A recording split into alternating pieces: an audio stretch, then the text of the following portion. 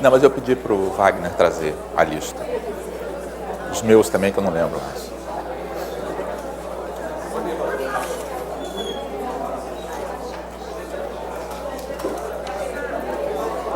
Bom dia. Bom dia para o pessoal presente aqui no nosso auditório, os colegas dos demais estados. É sempre um prazer estar aqui com vocês. E nós vamos continuar, então, a conversa que o Elon começou na primeira aula com o capítulo 3,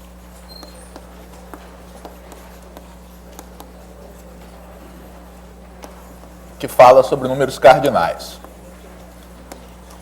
Então, retomando o que o Elon falou, eu não sei se essa distinção entre a ideia de número como adjetivo e como substantivo, vocês já tinham pensado nisso. Mas eu tenho certeza que aqueles de vocês, por exemplo, que já tiveram filhos, tá, sabem que esses são dois momentos. Tá? O momento em que as crianças aprendem a falar nos números como uma sequência antecede, tá, o momento em que elas começam a utilizar os números como um instrumento de contagem. Então, o primeiro passo, a criança começa a repetir 1, 2, 3, 4, como uma sequência, tá? Pela sonoridade das palavras, da mesma maneira que quando a gente ouve muitas vezes um disco e vai chegando ao final de uma música, a gente sabe qual é a música que vem depois. Se você perguntar qual é a ordem, você não sabe, mas quando chega no final de uma música, você sabe qual é a próxima que vem. Essa sonoridade das palavras vai fazendo com que as crianças comecem a ter contato, tá, com o conjunto dos números naturais, né, começando do 1, né, 1, 2, 3, 4, 5, porque não acho que nenhum de nós ensinou os filhos aí a começar a contar de 0. Né? Alguém fez isso? Uma pobre criança? Não. E mais tarde, bem mais tarde, é que os números adquirem, né, o significado, né, de você olhar para uma coleção, tá, de objetos, tá, e associar a essa coleção de objetos, né, um dos elementos daquela sequência, tá, que, nesse caso, por exemplo, é o 4. Tá? Então, são duas etapas, são dois conceitos bem diferentes, e que requerem tratamentos matemáticos também um pouco diferentes. A noção fundamental para a gente poder falar com precisão a respeito dessa ideia de número utilizado como instrumento de contagem, tá, é a noção de função, tá, que sem dúvida nenhuma é a noção mais importante da primeira série do ensino médio. Então, o que a gente espera fundamentalmente dos alunos na primeira série do ensino médio é que eles aprendam a trabalhar com a ideia de função.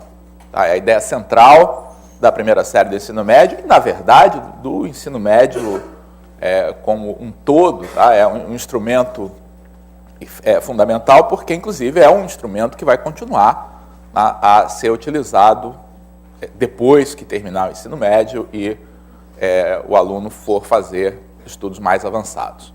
Tá? Então, essa ideia de função, que aqui nos permite falar em números como cardinais, né, o que formaliza matematicamente a ideia de correspondência, tá, que está presente aí na ideia de contagem, conforme a gente vai ver, tá, é o conceito de função. Tá? Então, a definição que uma função f de x em y, tá, onde x e y são conjuntos quaisquer, não necessariamente conjuntos numéricos, conforme a gente vai ver, tá, colocar aqui até entre aspas, tá, porque a gente propositadamente vai utilizar aqui uma linguagem não tão precisa, com o objetivo de criar um conceito que seja útil e significativo para o aluno, né? Então, é uma lei, ou regra, ou associação que associa a cada elemento x de x um único elemento que a gente denota por f de x que está em y. Tá?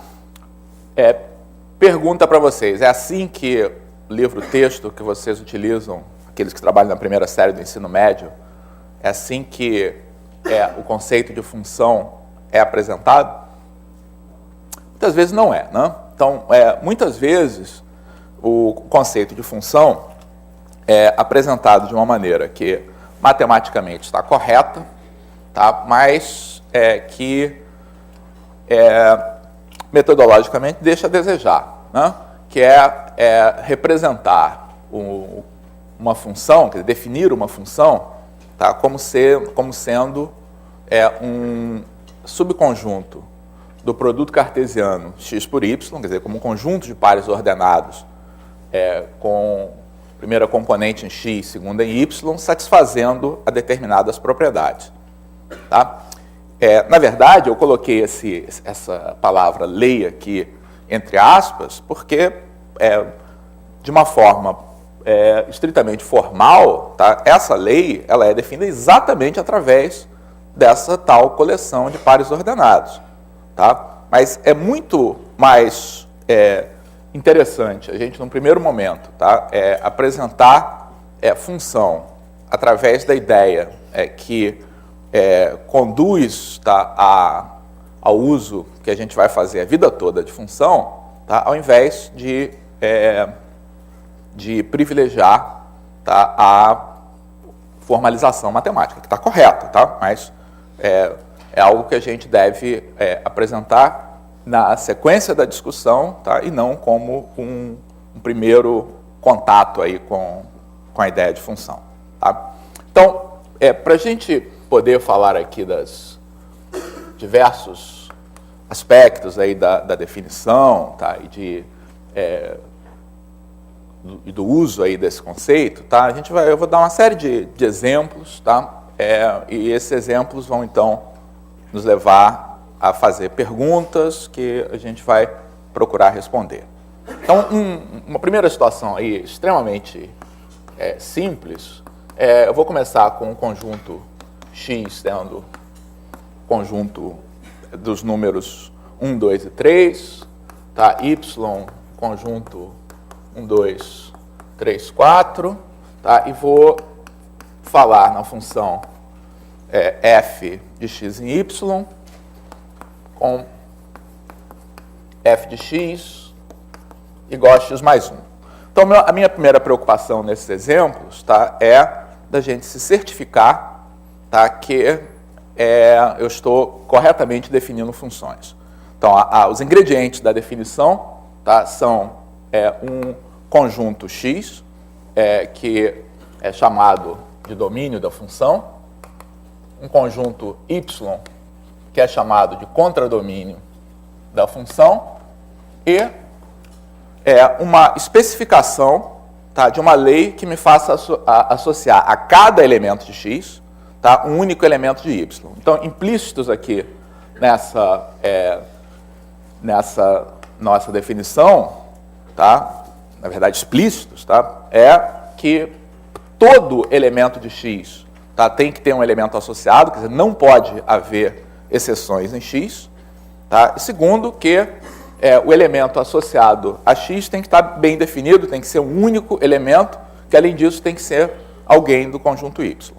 Tá? Então aqui, quando eu especifico esse x, esse y e essa regra, tá, eu estou dizendo que eu vou associar ao 1 o elemento 2, tá, ao 2 tá, o 3, ao 3 o 4, tá? Portanto, eu estou cumprindo todas as condições lá da definição.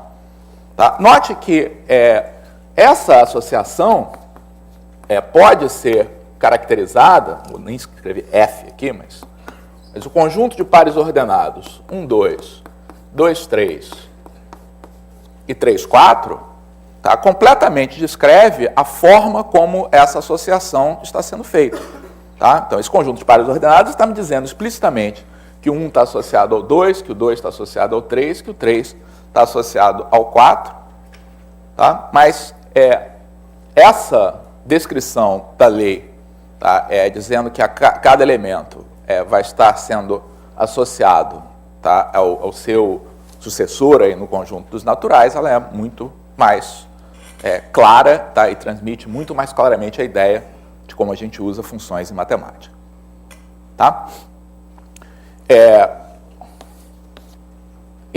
Se eu definir agora esse outro objeto aqui, tá, f de nn com f de x igual a x mais 1, tá? Essa f que eu estou definindo aqui, na verdade, é a S a quem o Elon se referiu na aula passada, que é a função que associa a cada número natural o seu sucessor. Eu estou colocando esse exemplo para perguntar a vocês se se trata da mesma função ou se são funções diferentes aqui nos exemplos 1 e 2. Funções são diferentes, tá? Então, uma função ela é caracterizada por todas essas três informações, tá? O domínio, o contradomínio, a lei de associação. Então, não basta simplesmente eu ter a mesma lei de associação para que seja a mesma função. Tá? Outra coisa que é muito importante a gente frisar é que, e acho que isso é algo que a gente deve fazer na escola, tá? É não se limitar a exemplos em que os conjuntos x e y sejam conjuntos numéricos. Tá? A ideia de função é uma ideia ampla, tá? E que a gente não deve limitar o aluno a só pensar em funções, tá, no contexto de conjuntos numéricos. Claro, essa vai ser a situação que a gente vai encontrar com mais frequência, até porque no processo de modelagem matemática, a gente frequentemente, mesmo quando objetos têm uma natureza não numérica, tá, muitas vezes, esse é o método, por exemplo, da geometria analítica, a gente trabalha com uma representação numérica, tá, para poder utilizar toda a estrutura aí dos números, mas o conceito de função, tá, é mais amplo do que isso. Tá? Então, por exemplo, uma coisa que a gente pode, um exemplo aí bastante natural, por exemplo, eu vou considerar x como sendo o conjunto dos círculos do plano,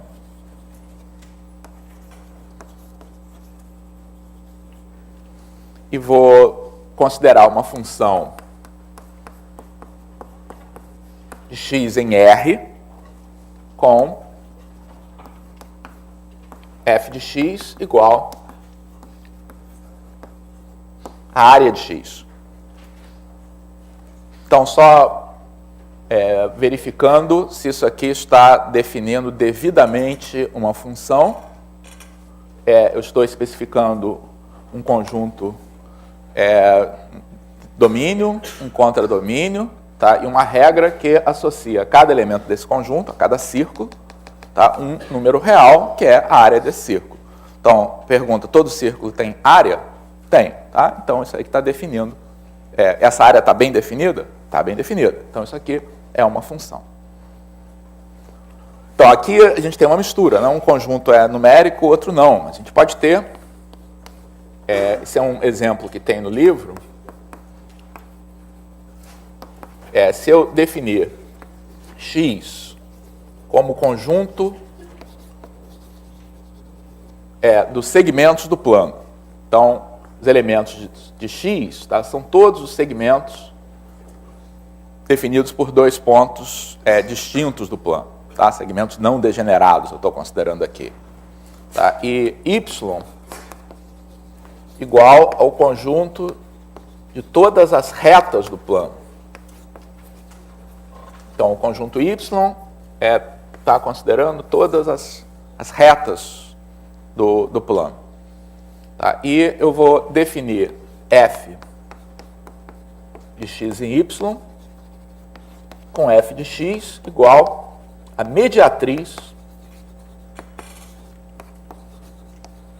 de x. Amanhã, por exemplo, o Wagner vai usar aí com vocês o Cabri, né, que é um software de geometria dinâmica, tá, que as construções do Cabri, no fundo, o que elas estão fazendo são executando funções desse tipo. Tá? Essa é uma das funções presentes lá no Cabri, que me permite associar a cada segmento a mediatriz desse segmento. Está definindo uma função? Vejamos. Todo segmento do plano tem uma mediatriz? Tem. Tá? Ela é única? É. Tá? Então, isso define uma função desse conjunto X no conjunto Y. Tá? E mais um exemplo. Agora, voltando aos conjuntos numéricos,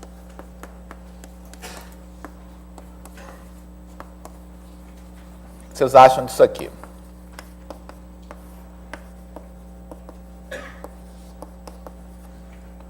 F de R em R com F de X igual a 2x menos 1 sobre x mais 3.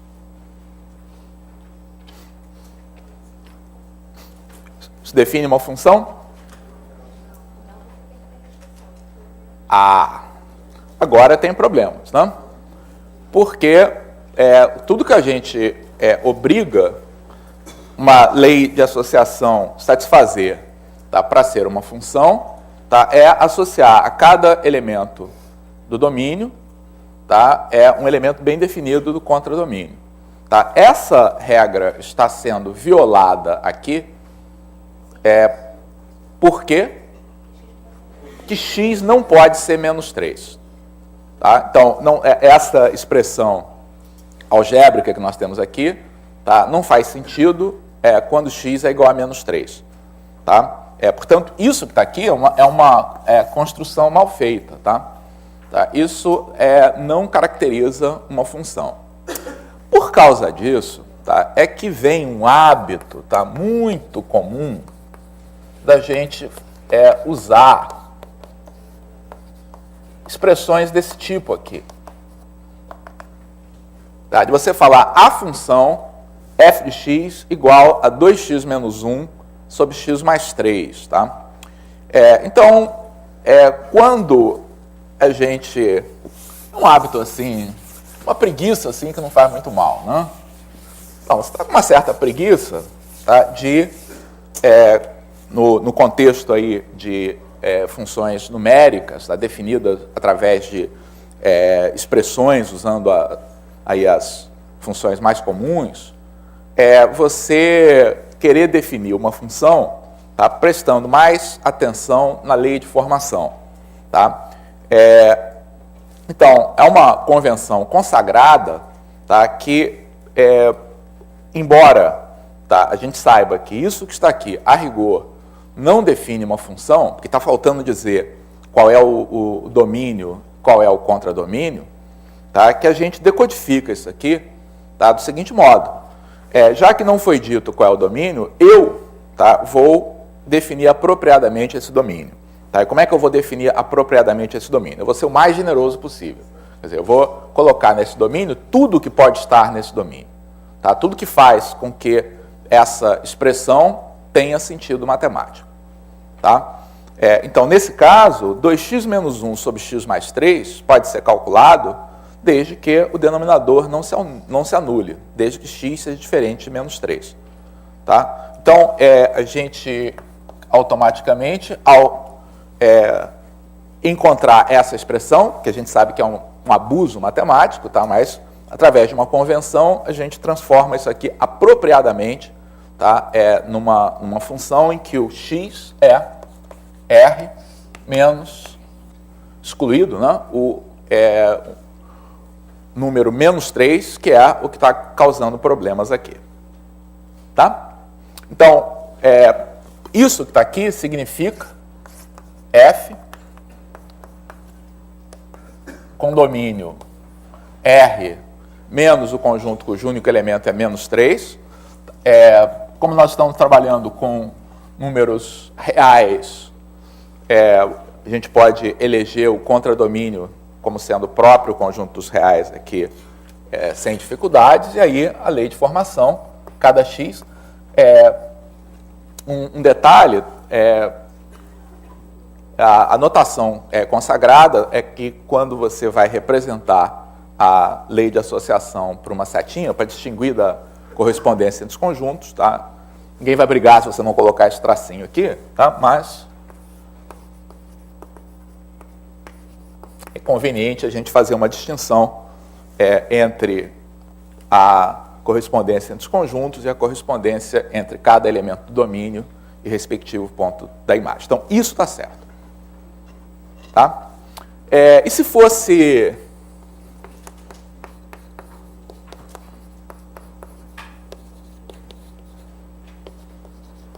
isso aqui, f de R mais em R, com x sendo levado em 2x menos 1 sobre x mais 3. Tá bom? Isso é uma função? Isso é uma função, né? Porque agora, no conjunto dos números reais não negativos, tá? Ou estritamente positivos, dependendo aí da convenção, de qualquer modo, tá? Não vai haver nenhum elemento que anule o denominador, tá? Portanto, isso aqui também está representando uma função. Tá? Bom, tendo falado aí no conceito de função, a gente precisa ir adiante, né, para poder falar da noção de número como cardinal, tá? Porque nós vamos precisar para isso trabalhar com funções que tenham características especiais, quer dizer, funções que caracterizem uma bijeção entre dois conjuntos. E para isso é interessante a gente falar nas ideias de injetividade e sobrejetividade de uma função. O que está acontecendo é o seguinte: até esse momento, né, todas as nossas exigências ficaram em cima do conjunto x. Tá? Então, quando você define uma função, você obriga que essa lei de associação, tá, use todos os elementos de x, tá? E que a cada elemento de x você tenha um único elemento correspondente em y. Tá? E você faz muito pouca exigência a respeito do y. Quando você olha para o que está acontecendo lá no contradomínio, tá? É natural você chegar a essas duas definições, tá? Que são as definições de funções injetivas, tá? E sobrejetivas. Eu não quero apagar aqui esses exemplos, tá? Eu vou apagar aqui para escrever as definições, porque a gente fica com todos os nossos 5 exemplos, tá, ainda presentes aqui no quadro, para a gente poder classificá-los com relação a esses conceitos. Então, uma função f de x em y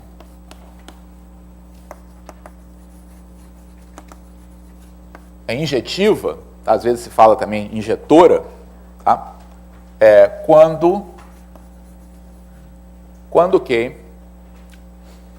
Quando é que eu digo que uma função de x em y é uma função injetiva? Não entendi nada do que vocês disseram, não, tá? Mas pela expressão, tá, deu para ver que vocês sabem que uma função é injetiva, né, quando, da mesma maneira que nós devemos ter cada elemento do domínio associado a um único elemento do contradomínio, tá? A mesma coisa vale, tá, no sentido contrário, no sentido que não haja, tá, elementos repetidos no contradomínio. Tá? Então, quando x1 diferente de x2 implica f de x1 diferente de f de x2, quer dizer, elementos diferentes, tá, tem imagens diferentes, o que é equivalente a dizer, a usar a contrapositiva, né, que muitas vezes é mais útil para a gente verificar se uma função é injetiva ou não, porque nós começamos olhando para a condição f de x1 ser igual a f de x2 e vemos se daí podemos concluir que x1 é igual a x2. Tá? Então, uma função é injetiva quando imagens iguais por f, tá, necessariamente correspondem a elementos iguais no domínio. Tá? A outra definição, então vou colocar as duas definições, porque a gente classifica todas essas que estão aí. Então, uma função... vamos fazer assim. Então, é injetiva quando acontece isso, e é sobrejetiva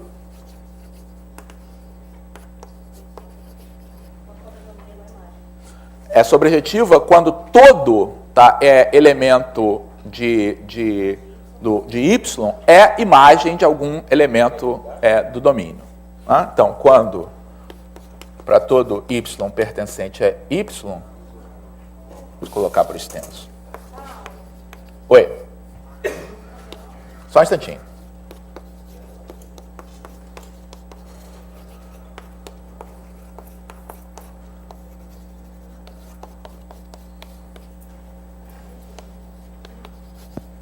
Então, ela é sobrejetiva quando todo elemento de y é imagem, tá, de algum elemento de x. Vamos à pergunta. Ali onde está f de x1 igual a f de x2, então podemos concluir que x1 igual a x2. Não seria se somente se, porque se x1 fosse igual a x2, f de x1 tem que ser igual a f de x2? Tem, mas essa parte já foi estabelecida no momento que você disse que é uma função, que f é uma função. Tá? Colocar, tá, a dupla implicação aqui, tá correto, mas nos dá a impressão de que a gente tem que fazer algo a mais na hora de verificar a injetividade. Tá? Então, se você já sabe que isso é uma função, a coisa extra que você tem que verificar, tá, é isso que está aqui. Tá errado colocar? Não. Mas é sempre de bom senso a gente seguir a conta do chá em matemática. Tá? As definições, tá, convém, tá, que elas escrevam, tá, exatamente aquilo que tem que ser verificado. Tá? E o que tem que ser verificado é só isso que está aqui. Tá? Não está errado, não, mas é mais conveniente fazer desse modo. Então, pegando aqui os nossos exemplos, tá? Vamos verificar se cada uma dessas funções aqui que a gente definiu, tá, é injetiva e sobrejetiva. Primeiro exemplo aqui. X igual a 1, 2, 3, y igual a 1, 2, 3, 4. É injetiva? Epa, injetiva? Vejamos. Só não vai ser injetiva se houver repetições nas imagens. Tá? Não há. Cada elemento aqui da imagem aparece associado a um único elemento. Na verdade, tá, essa função que está aqui, ela é injetiva. A gente já sabia que ela era injetiva da aula do elo. Não? Um dos axiomas de Peano, tá, foi de que números diferentes têm sucessores diferentes. Tá? Então, essa função que está aqui, certamente é uma função injetiva, tá, desde a aula lá do Elon, e essa que está aqui, que na verdade é o que a gente chama de uma restrição, tá, dessa função, mudando aqui o contradomínio, mas é irrelevante, tá? Ambas são injetivas. Tá? Então, tanto essa quanto essas são funções injetivas. São sobrejetivas? Não, não são sobrejetivas. Tá? Na verdade, uma das coisas que a gente vai vai ver daqui a pouquinho, tá, é que não tem jeito, tá, de você construir uma função sobrejetiva, tá, de x em y aqui. Nenhuma função de x em y, tá, pode ser sobrejetiva. Tá? Isso está associado a uma propriedade fundamental aí dos conjuntos finitos e dos números cardinais. Essa, em particular, não é. Tá? Agora, aqui, em que eu tenho funções de NN, essa função é injetiva, tá? Ela não é sobrejetiva, mas, obviamente, há funções que são simultaneamente injetivas e sobrejetivas de N em N. Né? Por exemplo, a identidade, né, que associa a cada x a ele próprio, vai ser uma função que é injetiva e sobrejetiva ao mesmo tempo. Essa que está aqui não é sobrejetiva. Está claro por que não é, né? Na verdade, também estava na aula do Elon, porque o 1 não é sucessor de nenhum número. Tá? Então, aquele axioma de Peano está dizendo que o 1 não pertence à imagem, tá? E, portanto, a função não é sobrejetiva. Aqui, conjunto dos círculos do plano, nos números reais, f de x igual à área de x. É injetiva? Pensem, injetiva ou não? Para ser injetiva, tá, isso significa que círculos diferentes necessariamente têm áreas diferentes.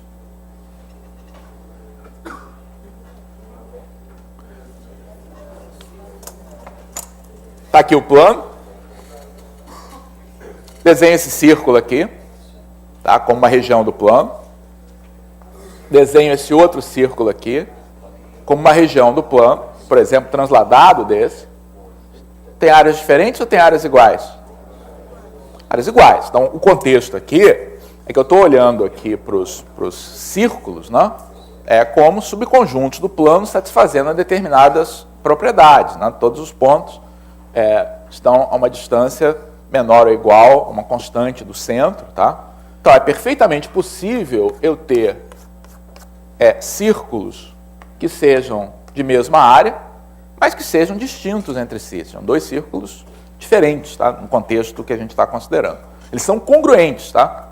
Mas no contexto que a gente está colocando, círculos como subconjuntos do plano, e é possível que alguns de vocês não tenham interpretado nesse contexto, e com isso tenham pensado que a função não era injetiva, mas nesse contexto, que a função era injetiva, mas nesse contexto, certamente essa função não é injetiva.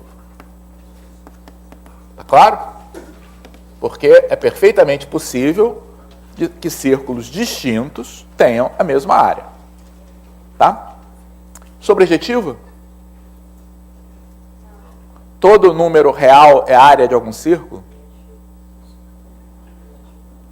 Todo número real é área de algum círculo? Não, né? Porque números negativos não podem ser áreas de círculo aqui. Tá? Se eu tivesse colocado aqui, tá, o conjunto dos números reais estritamente positivos, tá, considerando círculos não degenerados, aí essa função seria uma função sobrejetiva. Como está, é não sobrejetiva também.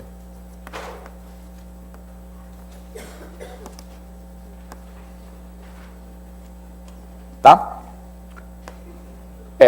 Exemplo 4. Para cada segmento do plano, eu estou associando a sua mediatriz. É injetiva ou não? Então, a pergunta que eu estou fazendo é: segmentos distintos necessariamente têm mediatrizes distintas? Não. Porque se eu pegar esse outro segmento aqui, ele é perfeitamente distinto do outro, mas tem a mesma mediatriz. Tá? Então, não é injetivo. Comentário que eu gostaria de fazer: note que quando a gente sai um pouco aí do contexto puramente numérico, tá? Isso ajuda a gente a fixar essas noções de injetividade e sobrejetividade. Você passa a ter exemplos mais naturais, exemplos que a gente é obrigado aí a pensar a respeito dessas definições. Tá? Então, não é injetivo. É sobrejetiva? Então, qual é a pergunta que eu estou fazendo?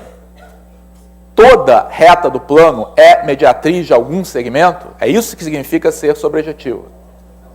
É ou não? Toda reta do plano é mediatriz de algum segmento? Claro, né? Pego uma reta qualquer do plano, pego um ponto qualquer fora dessa reta, tá? E faço seu simétrico em relação à reta. Pronto. Encontrei um segmento cuja mediatriz seja essa reta que está aqui. Então, é sobrejetiva, sim.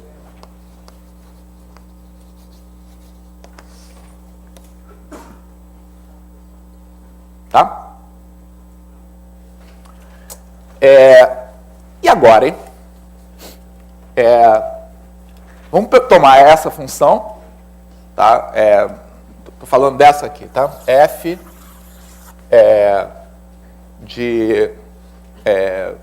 definida nos reais com exceção do menos 3 em R, né? Cuja imagem de x seja dada por 2x menos 1 sobre x mais 3. Como é que eu verifico se essa função é sobrejetiva e se é injetiva?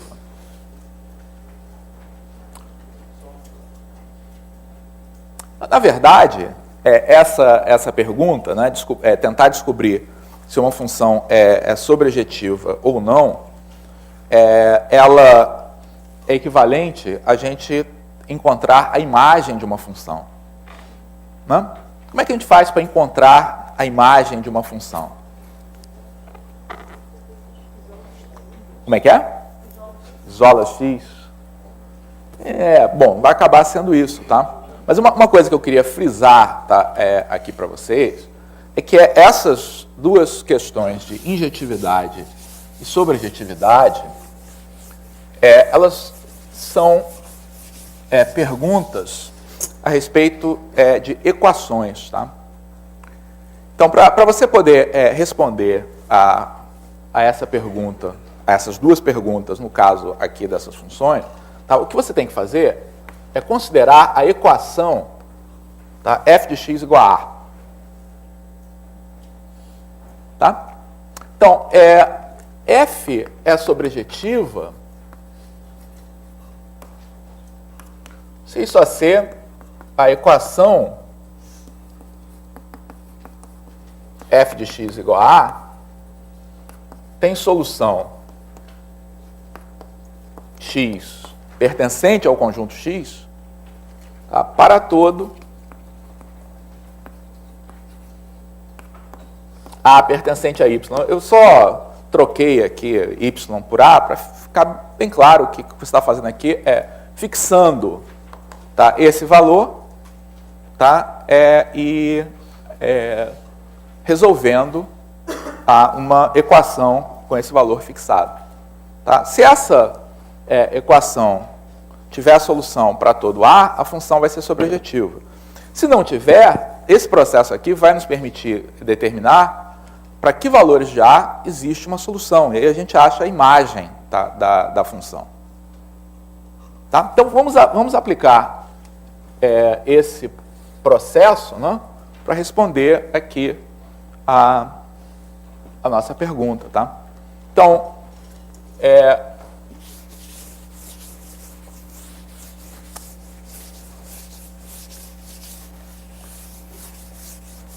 Então, antes de fazer isso, vamos logo colocar a condição da injetividade, que a gente faz as duas coisas ao mesmo tempo. E quando é que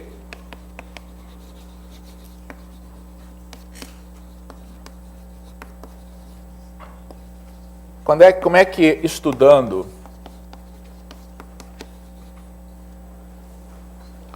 estudando essa equação a gente descobre se a função é injetiva ou não? O que tem a acontecer para ser injetivo?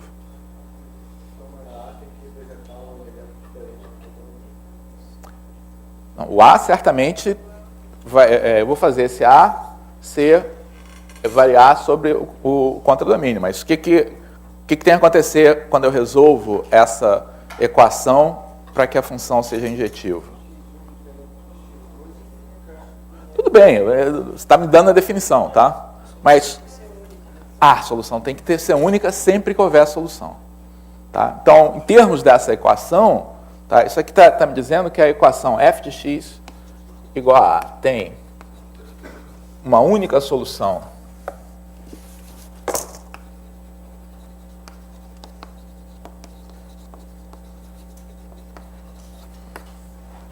x pertencente a x, sempre que tiver alguma solução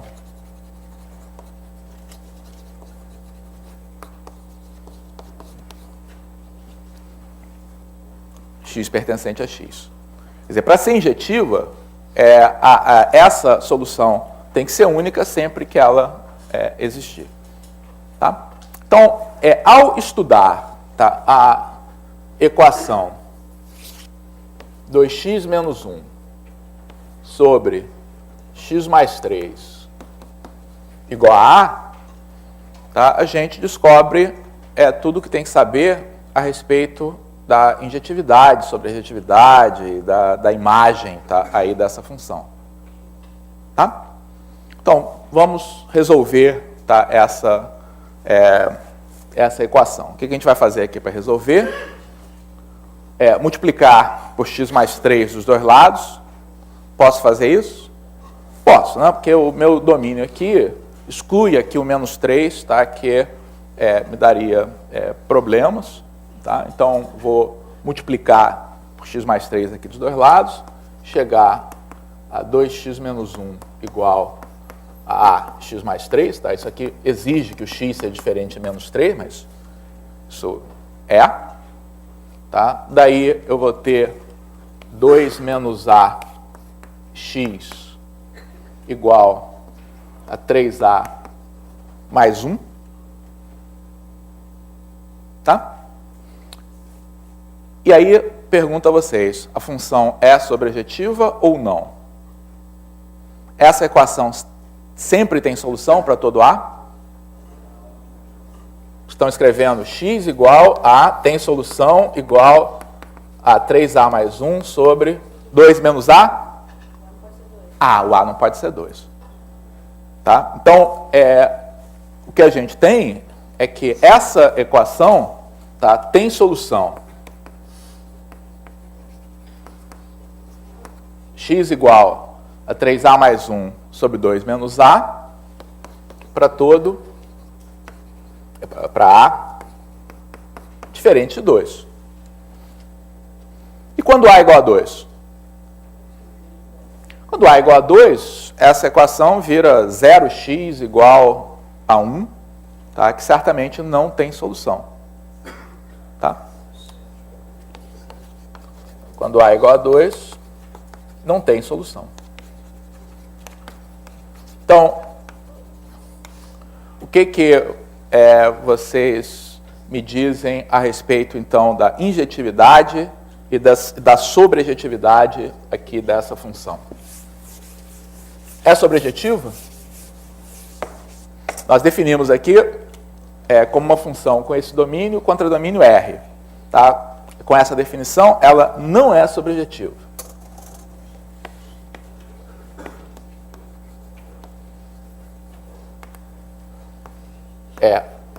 Não é sobrejetiva, e a gente, de quebra, determinou qual é o conjunto imagem dessa função. Né? Nós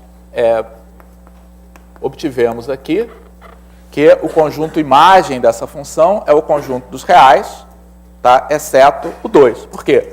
Porque para todo x diferente de 2, eu consigo encontrar um x, tá, que faça com que f de x seja igual a A. Então, todo número diferente de 2 está na imagem e o 2 não está.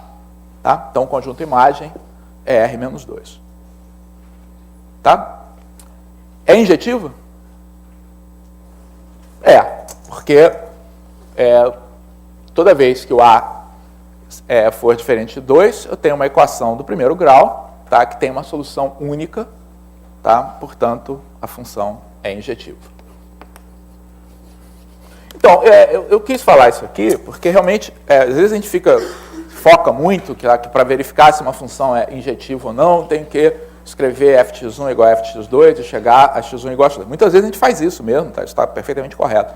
Tá? Mas, no fundo, o que a gente está olhando para equações do tipo f de x igual a estudando se essas equações têm solução e se essas soluções são únicas ou não. Tá? Bom, então, como eu mencionei, um caso particular aí dessas situações, tá?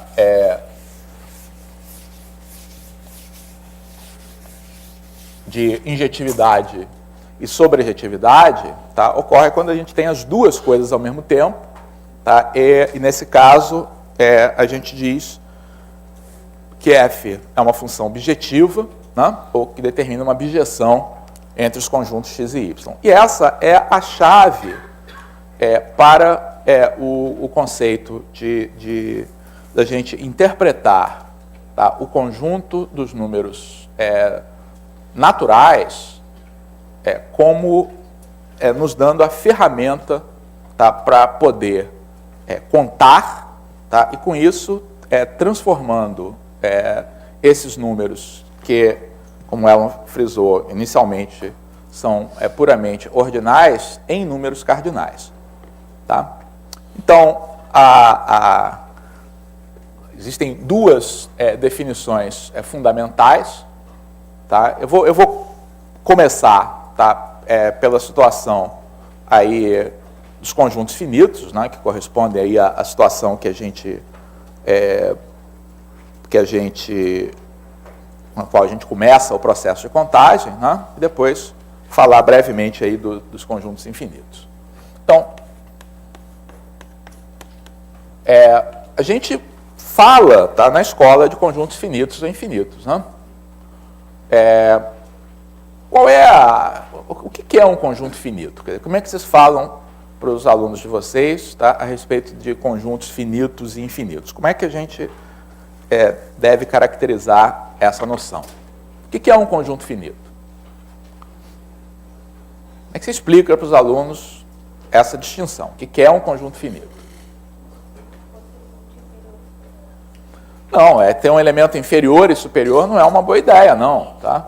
Limite inferior e superior não é uma boa ideia, porque o intervalo 0, 3 tem um limite inferior, tá, e um limite superior, tá, e ele é um conjunto infinito. Então, não é uma questão de ter limite superior, tá, ou inferior.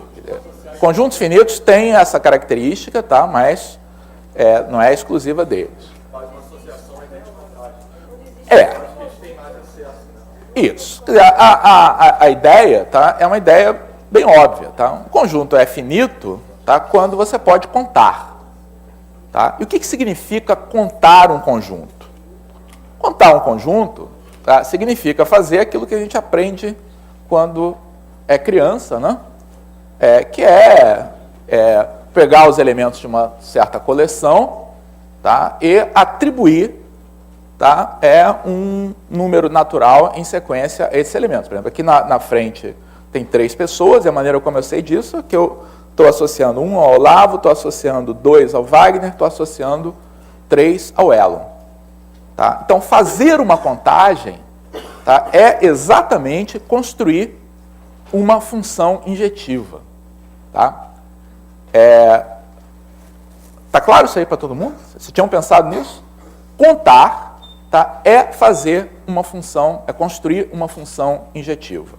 Contar os elementos de um conjunto, tá, é instituir uma função injetiva de um subconjunto especial dos números naturais, tá, ou seja, dos números naturais que são menores ou iguais a um certo n, tá, e os elementos desse conjunto. Tá? Então, o conjunto é finito quando a gente pode fazer uma contagem. Tá? E uma contagem nada mais é do que estabelecer uma correspondência desse tipo. Tá? Então, um conjunto é finito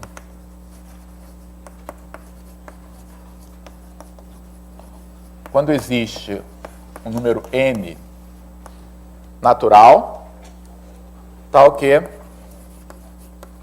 existe, para o qual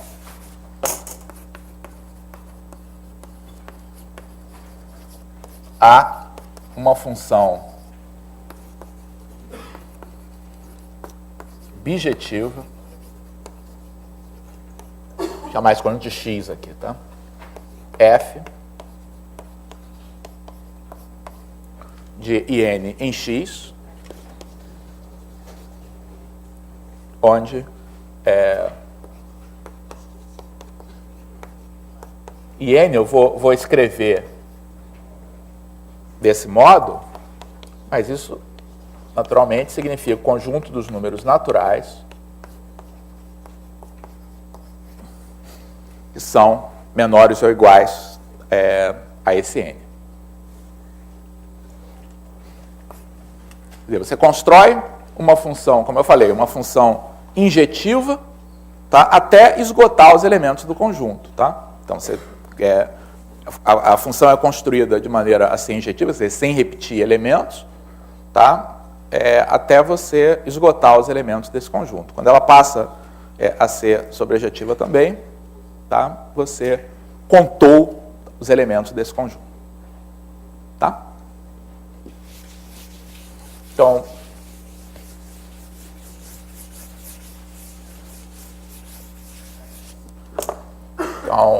por exemplo, tá, e esse N que está aqui é chamado de número cardinal do conjunto. Tá? Então, esse N que corresponde a esse IN, tá, é chamado de número cardinal do conjunto. Então, por exemplo, se o meu conjunto X, tá, é 2, 3, 4, tá, o número cardinal de X é 3, tá, porque a função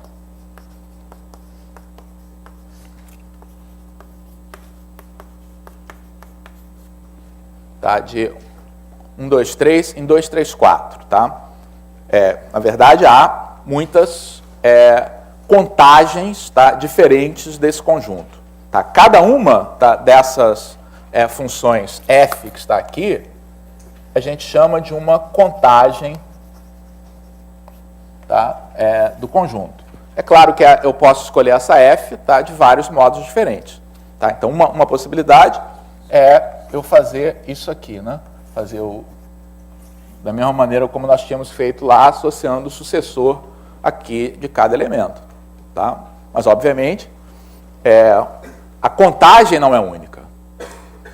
A contagem não é única, mas o nzinho é.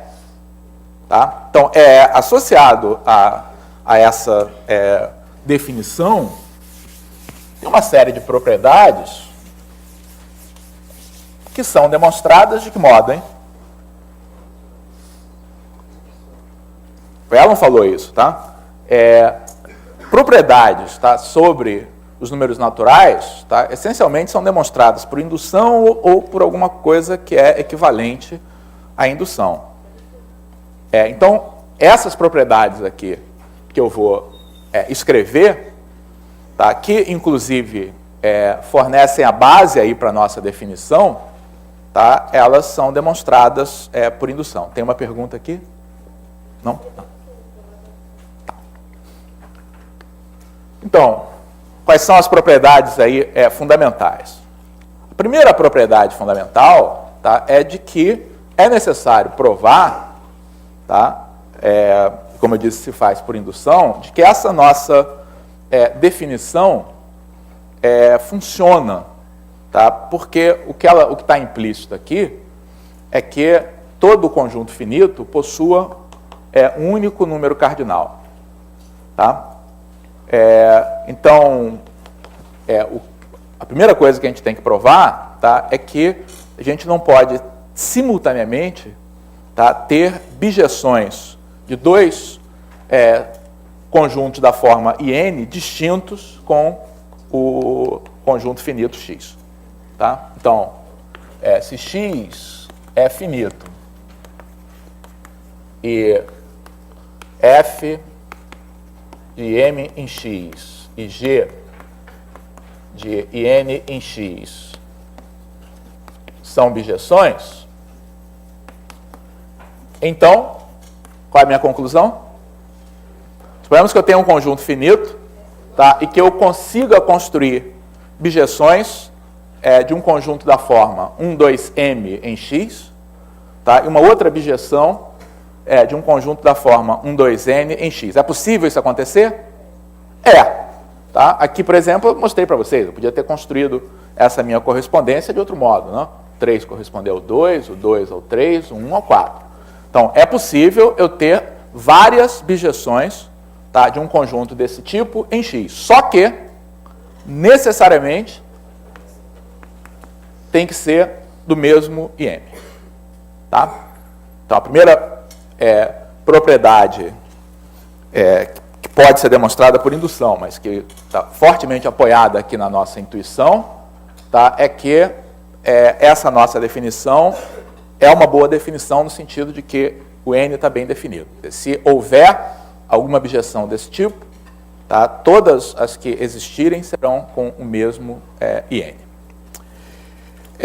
Segundo, lembrar aqui as... se x é finito e y é um subconjunto de x, tá? Então, y também é finito, com um número de elementos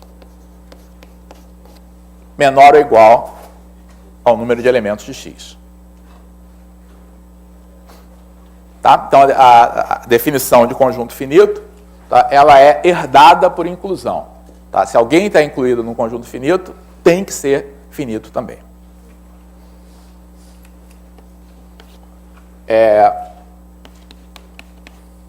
A outra coisa é que se eu tenho x e y finitos, tá, então a união deles também é finita, tá? E existe uma expressão muito útil, né? Para o número de elementos da união x união y. Né?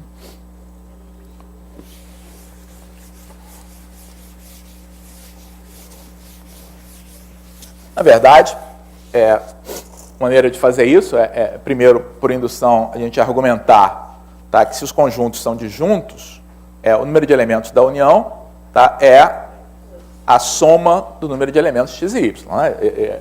Isso é extremamente intuitivo, né, e corresponde, né, à nossa primeira ideia aí de soma. Né? Então, a nossa ideia, quando a gente aprende a falar em soma, o que a gente faz, tá, somar essas quantidades 4 e 5 significa continuar a numeração a partir do 4. Né? Então, eu fui até o 4 e agora eu tomo 5 vezes o sucessor para chegar até o 9. Tá? Aí, é claro que na situação em que os conjuntos não são disjuntos, então, se eu tenho dois conjuntos x e y que não sejam disjuntos, eu reduzo essa situação ao caso de conjuntos disjuntos. Tá? Como? Eu tenho aqui o x, tá? Eu posso pensar nessa parte aqui do conjunto x, tá, somado ao conjunto y. Então, o x menos y e o y são disjuntos. Tá? Então, o número de elementos da união, tá, é o número de elementos de x menos y mais o de y. Mas quantos são os elementos aqui de x menos y? Ora, x menos y com x interseção y são dois conjuntos disjuntos cuja união é x. Tá?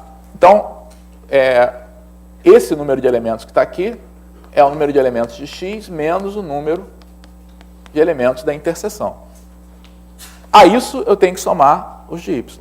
E aí chega a nossa expressão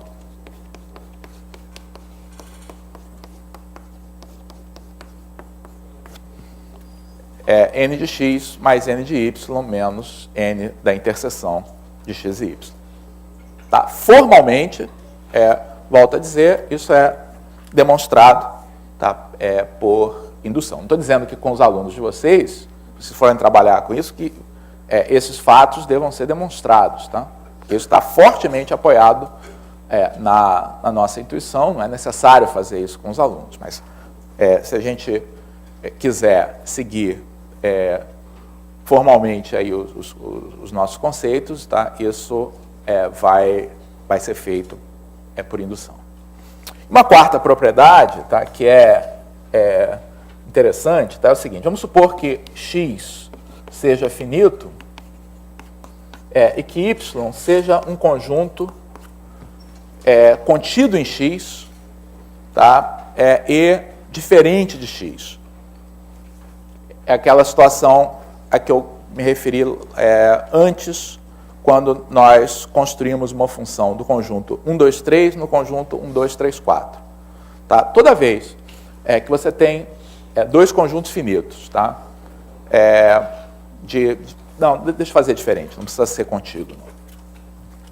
Vamos fazer x e y finitos.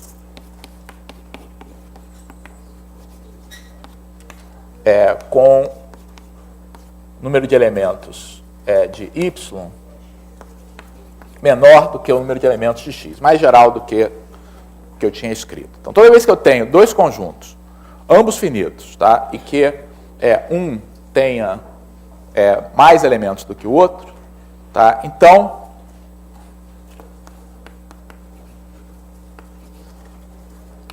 não há função sobrejetiva f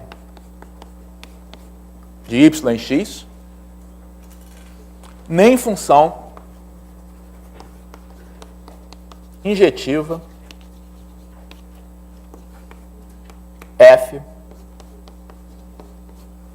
de x em y. Estou dizendo isso aqui. Ó. Suponhamos que eu tenha dois conjuntos, e aí um dos conjuntos, tá, tem mais elementos do que o outro. Tá? Uma função construída daqui para cá, tá, não pode ser injetiva. Tá? É algo extremamente intuitivo, não? Porque como tem mais elementos aqui, eu construo uma função que é injetiva e chega um momento, tá, em que eu já esgotei todos os elementos de y e ainda falta gente em x. No momento que eu for associar esses que sobraram, eu sou obrigado a repetir. Por outro lado, se eu estou construindo agora uma função do menor para o maior, tá, eu não consigo construir uma função, tá, que seja sobrejetiva. Tá? Então, um caso particular desse aí é aquele que eu estava falando. Né? Então, se você tiver um conjunto y que esteja contido em x, tá? Y e x são finitos, então essas conclusões, tá, valem. Esse fato aqui, super óbvio, tá, de que não há função injetiva de x em y, tá, a afirmativa, o enunciado formal, tá, de uma propriedade muito útil, tá, e que dá origem a problemas muito interessantes, tá, que é chamado princípio da casa dos pombos, tá, ou princípio das gavetas. O que isso aqui está dizendo é que toda vez que eu tenho duas coleções, tá, e eu faço uma correspondência entre essas coleções, tá, de tal maneira que cada elemento da primeira coleção, que tem mais elementos, tem que associado a alguém da segunda, tá, então vai haver repetição.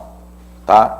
E aí, uma maneira comum, tá, de se enunciar esse resultado comparando, né, os elementos que têm que ser associados a pombos, que vão ocupar um número de casas que é inferior ao número de pombos.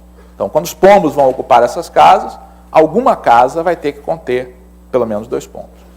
Tá? A gente vai explorar mais esse tipo de problema no volume 2, tá, da matemática do ensino médio. Tá? Tem muitos problemas aí que usam esse fato. Talvez hoje à tarde a gente faça alguma coisa, tá, aí nesse sentido.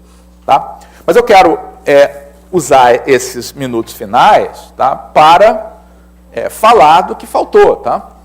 Ou seja, tudo bem, caracterizei aqui o que são conjuntos finitos. E os infinitos, hein? O que são conjuntos infinitos? Resposta cristalinamente clara. Conjuntos infinitos são aqueles que não são finitos. Tá? Bom, ou seja, conjuntos para os quais não é possível estabelecer uma correspondência desse tipo. Por exemplo, próprio conjuntos naturais. Tá?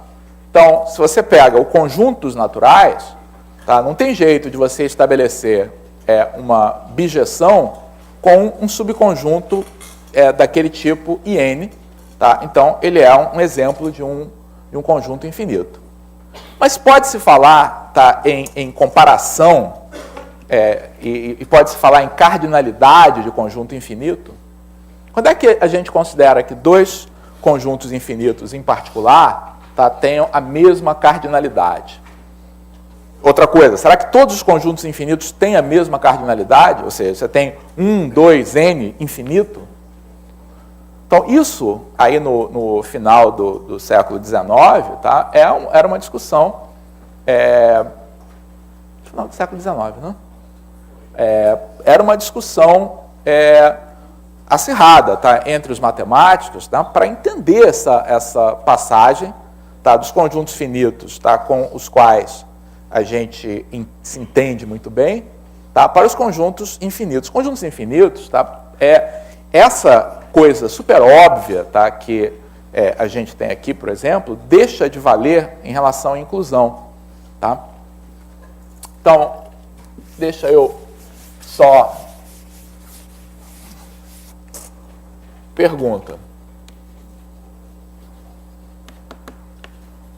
Se x está contido em y, com x diferente de y, pode haver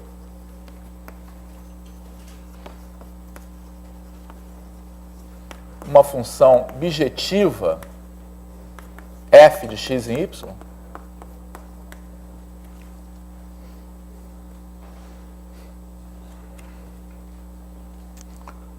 Será que, dado dois conjuntos x e y, onde x é um subconjunto próprio de y, será que é possível construir uma função bijetiva de x em y? Estou falando disso aqui, né? Eu tenho um conjunto, aí eu pego um subconjunto próprio dele.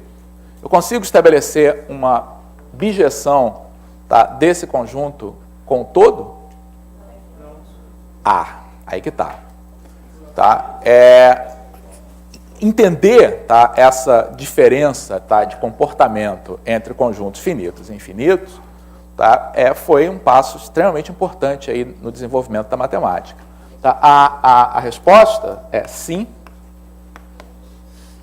se x é infinito. E, na verdade, vocês sabem, você tem um exemplo desse tipo. Tá? Se a gente tem x igual ao conjuntos naturais, tá, e y, o conjunto dos números 2, 3, 4, 5, etc., então, y é um subconjunto próprio de x, tá? Não inclui todos os elementos de x. Tá? Mas a função s de n em y... Lá em cima, então, botei y contido em x. Sim, tá. Ok, tá. Melhor. Para ficar consistente com o que tem ali, eu prefiro trocar y contido em x. Tá? Então, se eu definir x desse modo, tá, e y assim, tá, e tomar a função s de n em y...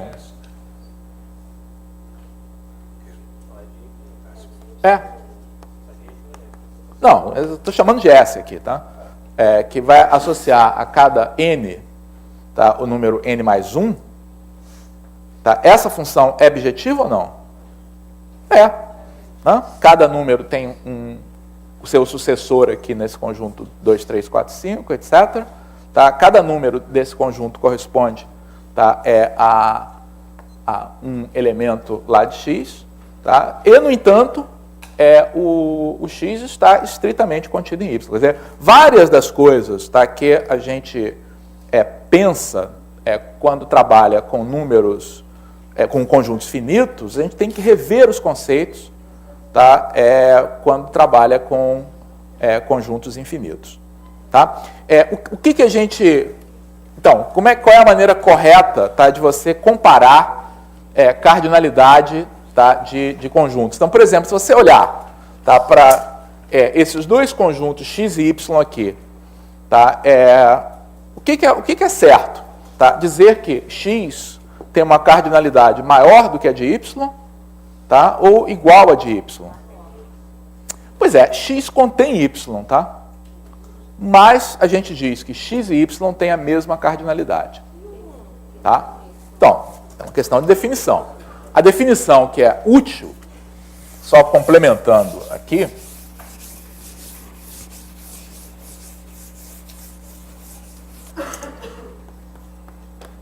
de modo geral,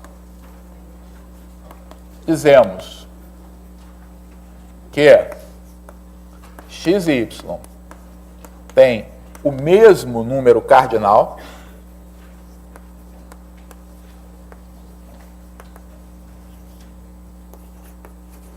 quando existe alguma abjeção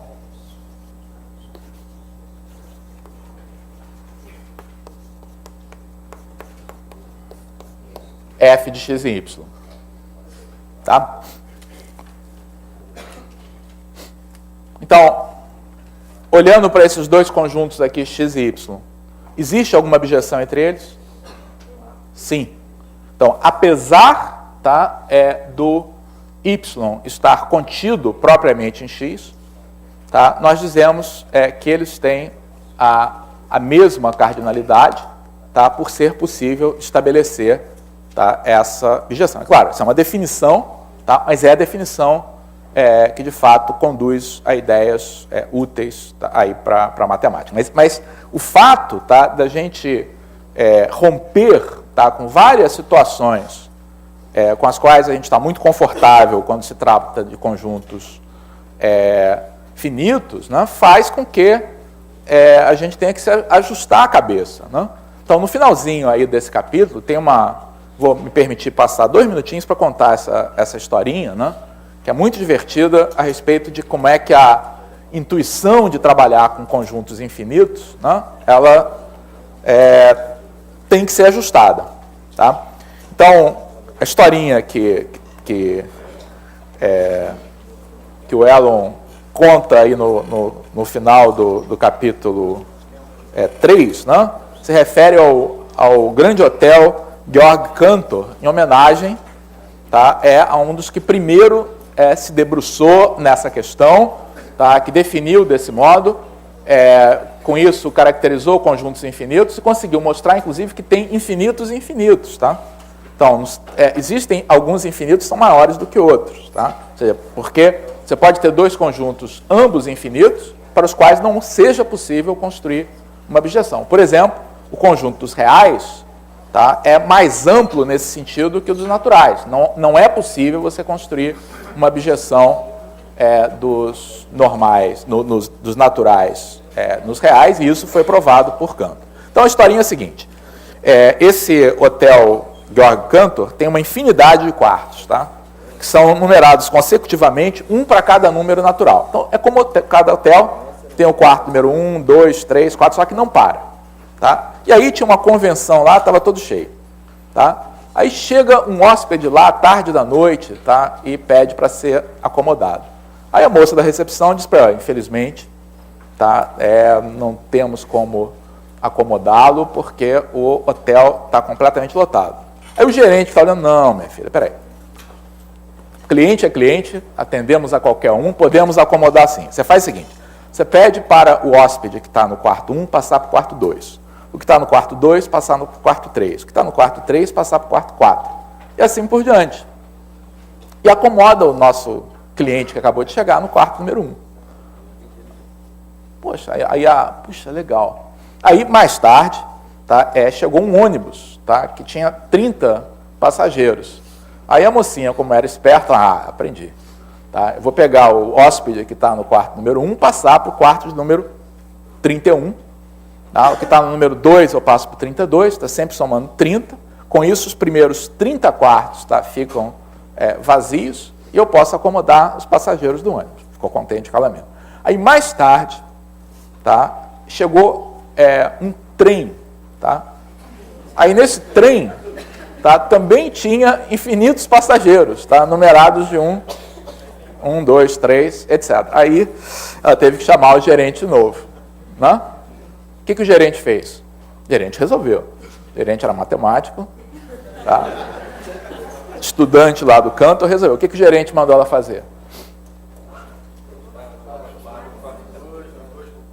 Isso, tá? Ela pegou os clientes lá e fez a seguinte operação. Quem estava no 1 passou para o 2. Quem estava no 2 passou para o 4.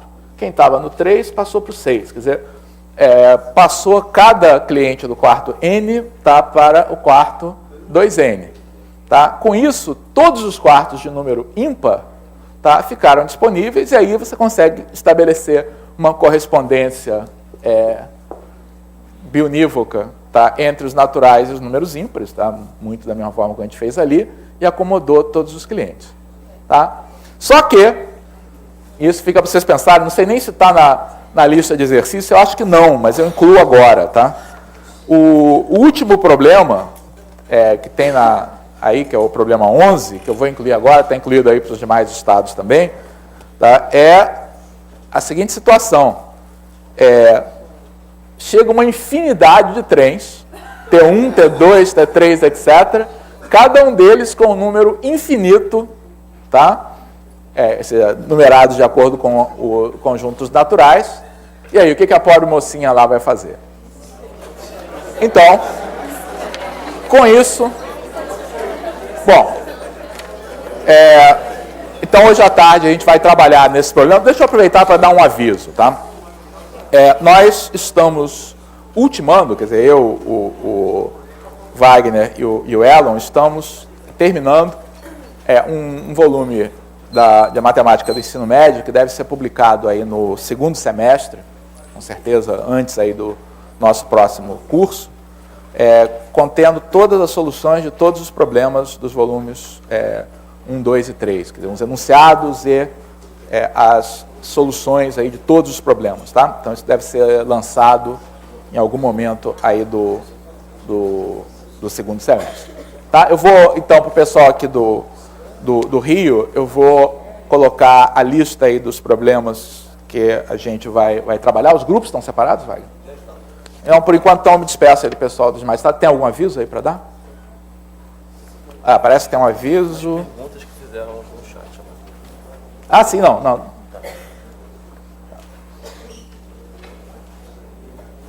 Tem umas perguntas aqui que a gente certamente vai discutir aí na sexta-feira, mas agora não. Então, exercícios referentes à aula do Elon.